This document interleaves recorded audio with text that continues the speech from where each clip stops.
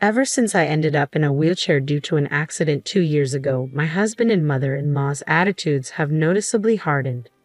Sorry, but could you please leave this house for a second? My husband's sudden words one night were incomprehensible. What? What do you mean? I mean exactly what I said. My mother and I talked it over and decided. Do you mean you want a divorce? Yeah, that's it. I've been thinking about it for a long time now. You can't earn a penny. I don't need you. His words cut like a knife. I understand. Thanks for everything, and thanks for leaving me with nothing. Leaving those words behind, I got up and left. The time for them to understand those words would come later. My name is Mary Johnson. After graduating from university, I've been working at my current company for 10 years. Well then, I'll be heading out. Thanks for your hard work. Thanks for your hard work too. I closed my laptop and stood up, glancing at the clock by the window. It was now about 2 hours past overtime. An afternoon meeting had run late, and as I prepared for a conference and responded to emails, more time had passed than I expected. I left the office, took the elevator down to the first floor, and looked out through the automatic glass doors at the building entrance. The sun had already set. Checking the train schedule on my phone, I headed to the nearest station. On my way, I saw 2 colleagues from the same department as my husband Thomas, heading the same way. I wondered if Thomas was already home. We had stopped talking about our work at home recently, so I had no idea if Thomas was busy at work. More precisely, talking about work at home made Thomas noticeably cranky, so the topic naturally disappeared from our conversations. Swayed by the train on my way home, I gazed absent-mindedly at the scenery reflected in the window. When I was dating Thomas, we often timed our work to finish at the same time so we could go home together. But our schedules had been completely separate for the past year or two. I noticed a young couple standing near the door, perhaps college students, having a fun conversation about a movie they had seen recently. The happy scene overlapped with my memories from the past. I clenched my eyes shut to hold back the emotions welling up and shut down my field of vision. I'm home. After opening the front door, I called out while taking off my pumps and looking at the shoes lined up in the entrance. It seemed everyone else had already returned home. Behind me, the door to the living room opened, and the sound of slippers approached. Welcome home, Mary. You were late today. I'm home, mother-in-law. I'll prepare dinner right away. Oh no, you don't have to hurry. You're tired from working overtime, aren't you? No, not really. The meeting in the afternoon ran late, which is why I'm late, but it should settle down soon. I responded cheerfully. I headed to the living room with my mother-in-law, Edna. After marrying Thomas, it had always been just the 2 of us. However, when his father fell ill and was hospitalized, we moved into his parents' home last year and have been living as a family of 4. Welcome back, Mary. You've had a tough day, haven't you? My father-in-law greeted me warmly as I entered the living room. He was seated on the sofa, reading the newspaper. I'm back, I replied. Last year, he had suffered a sudden subarachnoid hemorrhage and underwent emergency surgery. Though his condition was critical for a time, he now lives without any issues after completing his post-hospitalization rehab. I've always appreciated his calm demeanor and friendly, easy-to-talk-to personality. Having served as the head of the finance department until his retirement, he is well-versed in financial matters and often gives me tips on managing the household budget. After preparing dinner, we gathered around the table as a family.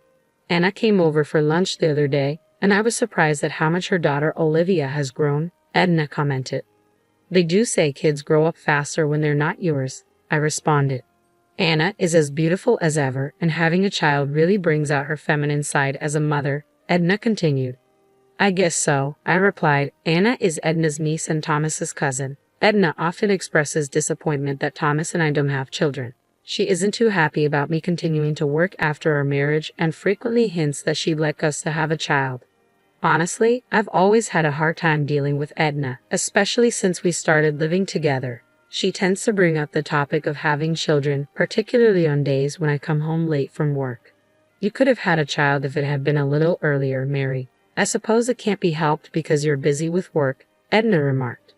While I ambiguously nodded along, I glanced at Thomas, who was quietly eating his meal without looking at me. Thomas and I were colleagues at the same company and got married in our 2nd year of dating.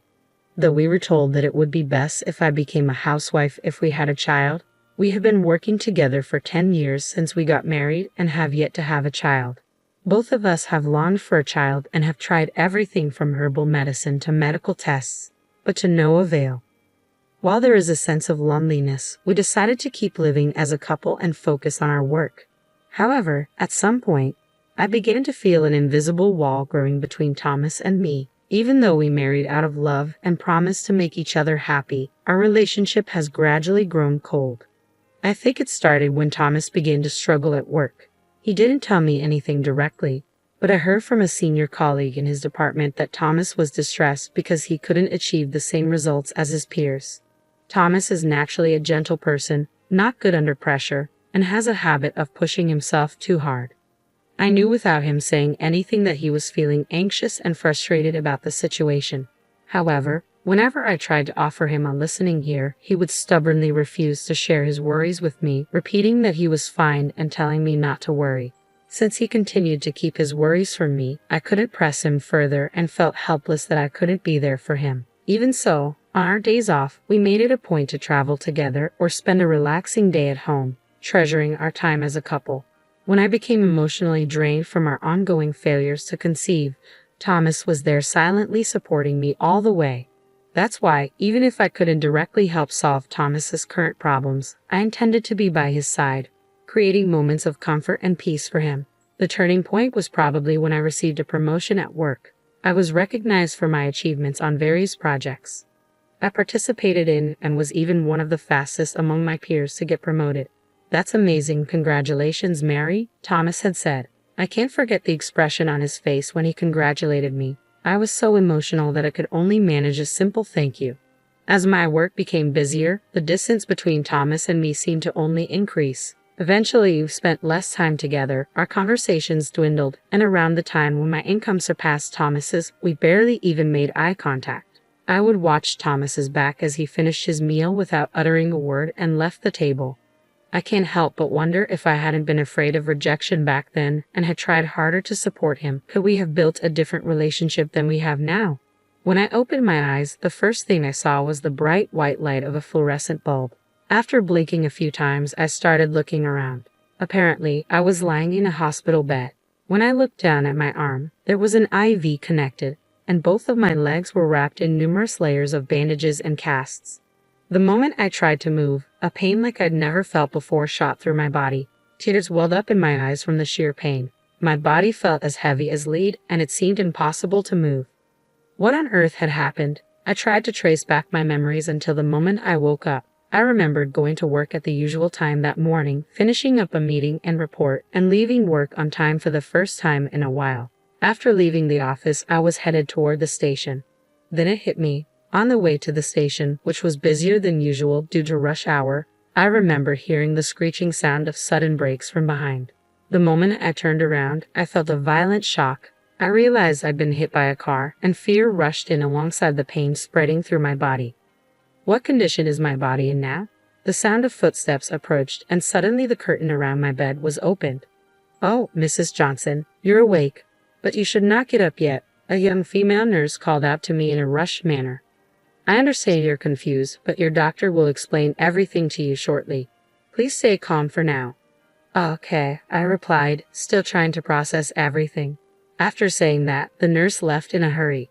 A few minutes later, the doctor arrived and explained the circumstances of the accident and the surgical procedures. Apparently, a truck driven by a drowsy driver had crashed into the sidewalk, and I was unfortunately there and got knocked over from behind. I had been urgently transported to this hospital immediately after the accident, and it had been about half a day since the surgery. "Excuse me, but have you contacted my family already?" I asked. "We have contacted your husband and his parents who live with you to inform them about the accident and that the surgery has been completed successfully. However, they seem to be out somewhere and can't come right away." "I see, thank you." Thomas was away on a business trip, and his parents had been on an overseas vacation since last week. From the doctor's tone, I could somewhat imagine their reaction when they received the news. Even considering they were out, it didn't seem like the response you'd expect when being told a loved one has been in an accident, at least not to the point where someone else would hesitate to relay their reaction. I laughed bitterly, imagining Thomas's reaction when he found out I was in an accident. It just didn't connect to an image of him being worried about me. From the doctor's subsequent explanation, although there were no life-threatening conditions, the damage to both of my legs was particularly severe. They said the prognosis for walking again was not promising. As I received the explanation, it felt surreal, as if it was about someone else, not my own body.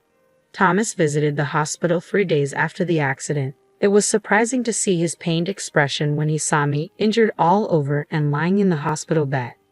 "Sorry I'm late." "It's fine, don't worry about it. I'm sorry for interrupting your business trip."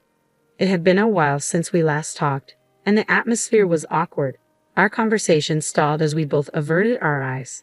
Then Thomas excused himself to talk to the doctor, leaving the room. I was unable to call out to him and could only watch him leave. It's been 2.5 years since the accident. The disabilities from the accident remain in my legs, forcing me into a wheelchair-bound life. The accident happened while I was leaving work, so I was able to stay with the company for a while, but it became difficult to work as I used to, and I resigned about 6 months ago. Since resigning, I've been spending my time at home, but recently a few things have been bothering me. One is that Edna's attitude toward me has become noticeably harsher than before. "Mary, do you have a moment?" "Yes, of course. I'm about to head out, but could you fold the laundry for me? It's just folding, so you can do it even if you can't move your legs, right?" "Yes, please be careful on your way." "Well then, please get it done." Ever since I started spending my days at home, I've been on the receiving end of more and more snide comments. It seems she's unhappy with her daughter-in-law being at home all day and not working. Now, every time we meet, her requests come with a side of sarcasm. I sighed while folding the laundry. The other thing that's been on my mind is Thomas's job. According to a former colleague, Thomas seems to be losing his place at work more than ever before. Outperformed by juniors and subordinates who joined after him, he seems to be treated like an annoyance by his colleagues. He used to mostly keep to himself after coming back from work, but recently he's been taking out his frustrations on me more often. "Must be nice, Mary. You don't have to worry about workplace relationships anymore, and you can eat without having to work. I heard from Mom you've been lazing around all day doing nothing. I wish I could have that lifestyle just once." I no longer saw any trace of the kind Thomas I once knew. His words were filled with sarcasm. All I felt was sadness for the changed man he had become. "I hate to ask this, but could you please leave this house?" One night, I was at a loss to understand the meaning of the abrupt words that came from Thomas. "What? What do you mean?" "I mean just what I said. My mom and I have talked it over and decided." I turned to look at Edna, who was sitting next to Thomas. "Mary, ever since you quit your job, you haven't contributed to the living expenses nor helped around the house. You've just been staying at home all the time. To be blunt, it's a nuisance if you stay here any longer." I Don't you think it's imputed to be leeching off others without making any contribution to their household?" Edna continued, a triumphant look in her eyes. Thomas was silent, avoiding eye contact. "Thomas has a tough job too. Just because you're married, he doesn't have an obligation to support you anymore." Edna's words were harsh, and I turned my eyes to Thomas, who was looking down. "Thomas, are you asking me to leave? Is this your way of saying you want a divorce?" "Yeah, that's it. I've been thinking about it for a long time." "So after being together for so long, you have no feelings left for me?" "Why would there be? Of course not." Thomas began to speak as if a dam had broken. "Do you have any idea how miserable I feel every time I see your face? You must have been looking down on me, right? You must have felt superior to me every day, thinking that you were better than me." It felt as though the threads we had spun together since we met were fraying one by one. "I tolerated you because you were contributing to the household expenses, but things have changed. Now you're just a good-for-nothing who neither works nor has money," Thomas said, clenching his fists, spitting out the words as if they were blood. "I don't need you now that you can't earn money." The last thread snapped with a sound. "I understand." For the first time, Thomas looked at me. "But I have a condition. All the procedures for the divorce agreement will be carried out through a lawyer. If you agree to that, I will pack up my things and leave within the week." "Sure, that's fine," Edna said. "Isn't it, Thomas?" Thomas silently nodded. "Well then, that's how it is." Thomas jolted, looking at me. "Thank you for everything until now. And lastly, thank you for leaving me with nothing." With that, I left. A few days had passed since I left the house. When I checked the incoming call on my phone, I saw it was from Thomas. After staring at the screen for a few seconds, I picked up. Yes? Mary, I'm sorry. Could you please come back? What's this all about all of a sudden?